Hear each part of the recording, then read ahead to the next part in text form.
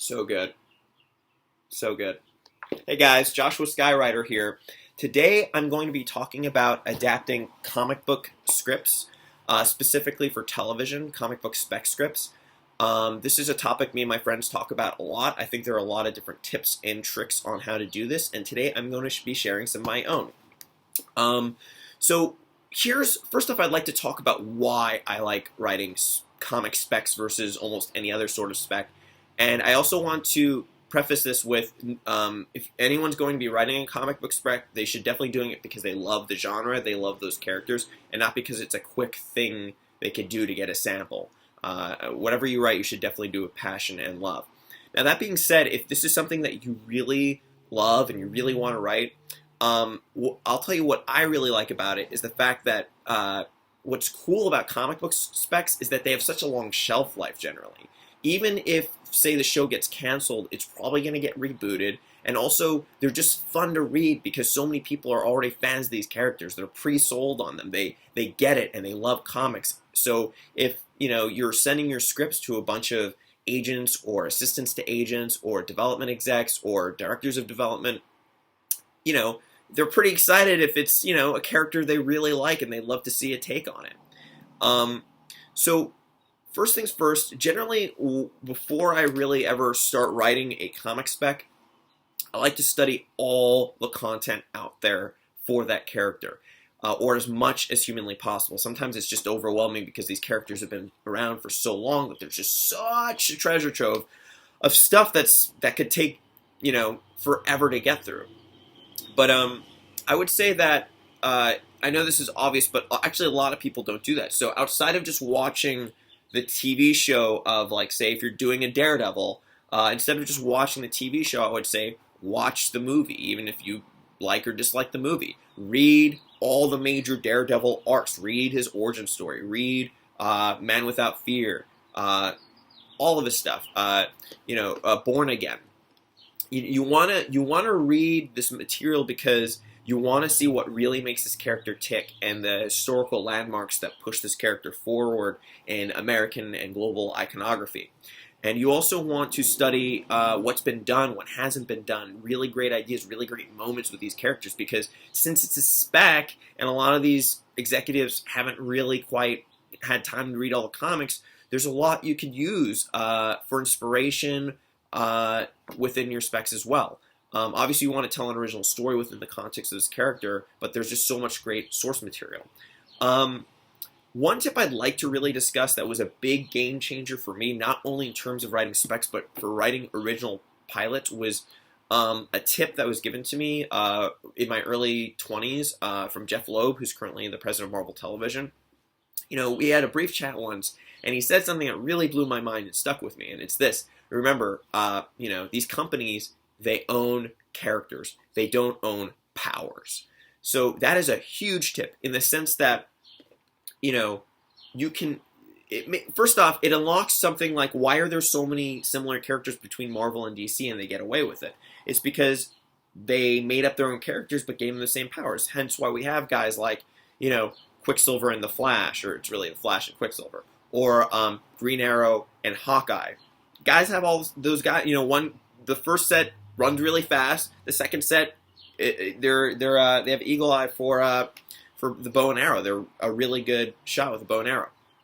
But what makes them set themselves apart are who they are as characters. So if you ever want to write an original script with a character who has powers, you just make up who that character is, and you can use whatever powers have already been used out of the thousands that have already been thought up, or think up your own. You can also do that with, obviously, mythology. If you ever have writer's block and want to create something about superpowers, mythology is public domain. And there are also a lot of really great compilations of, heroes and beasts from different RPGs that you can just read and strip out the branding, strip out the stuff they made up, and just use the bare bones public domain ideas and make them your own. So that I think for me has been a personal game changer, and I think can help a lot of writers out as well. Now, in terms of studying the characters, something I like, a particular kind of book that I like that Marvel produces are these books called Marvel Essentials. Now, when I used to work at Marvel, people were always obsessed with getting like the colorized books, and the colorized books were great, but sometimes unless it was an omnibus, which is like a very heavy hardcover book, it wouldn't have enough story that I could really chew on sometimes. But these Marvel Essentials, they have 20 issues of the first run and ongoing per volume, and people were practically giving these things away because they were in black and white. But I was, I come from a background when at the time I was interning at film companies where I'd read scripts, so I'd be like, this has pictures and it's comics, and you guys are practically giving these away. I'm gonna read them, and I started reading the first volume of every single one, and I really started studying the architecture of a franchise. How do you launch a character? How do you make the story keep going, but from the 60s till today? How do you make these interlock with each other in this interactive universe that they constructed before there was an internet, before they hit the movie screen or the television screen? So that proved really helpful, and I really love these. These have been really great. And what I like about reading older comics actually versus newer comics is that there are more words in here. They look more like scripts. They read like scripts. It's almost like they're just scripts with the pictures on top, versus kind of how comics are done now, which is where comics are so much more visual, which I think is great, and I like a lot of what's going on in the modern comic book world. But they're so trying to be like the movies, and the movies are so trying to be like comics that there's kind of a loss of wordplay that you have, like you do in the older stuff.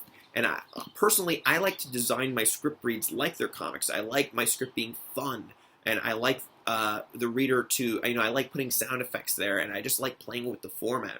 And that's another tip, is just have fun with it. Be writing something that you have fun with, because if you're having fun, it really doesn't feel like work. Even when you're screwing it up, it's just you there, so you can fix it, and it's fun to fix even because you really care about what you're doing. And what's great also about writing comic scripts, besides the shelf life, besides it being fun to write and read, is that you can get really good notes because there's so many fans of these characters out there. So if you have a buddy, or if you have a local comic shop, you could just go down there and talk to some people, and these people are very helpful.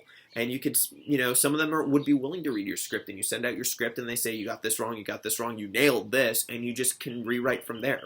Because a big challenge as you write more and more is getting consistent notes from smart people, because there are a lot of smart people out there, but a lot of it is just getting people to read your stuff in the first place. So many people don't have time, or so many people already have a backlog of scripts that they have to read from their friends or from other professionals. So, but luckily these are, it's a really great format, and it's a really fun thing to do, and they can open doors for you. And it can be a really fun way to learn how to spec in the first place.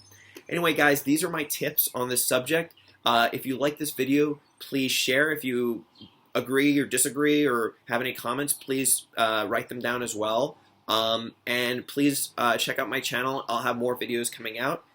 Thanks, and I hope this was helpful.